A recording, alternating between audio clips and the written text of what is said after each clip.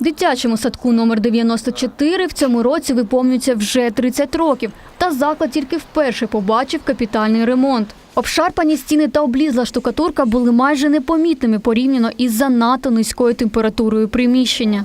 Аби хоч якось зігрітися, діти гралися у теплому одязі, а батьки за власні кошти оновлювали батареї. Світлана кожного дня приводить до цього дитсадка свою 3-річну донечку. Каже, за останній час заклад не впізнати. Этот год как никогда был на самом деле теплый. Мы никогда за этот период даже не думали кутать своих детей. Средняя температура от 16 градусов предыдущего года выросла на 4 градуса. У нас в этом году было 19-22 градуса в группе.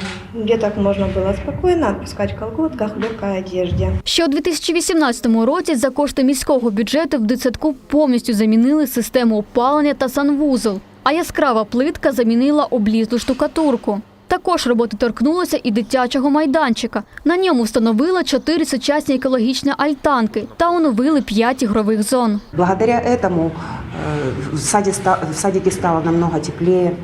Температура повысилась на 3-4 градуса.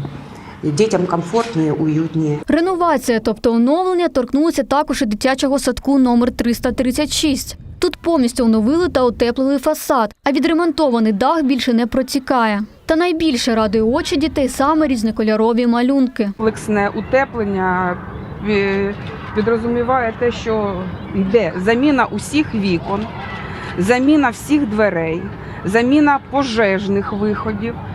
Та і при виконанні робіт були використані сучасні будівельні матеріали, протипожежні.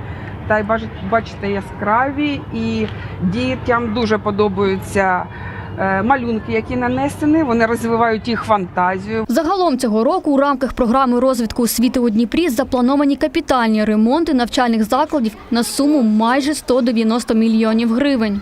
Дар'я Морар, Владислав Смичков, Open News, телеканал «Відкритий».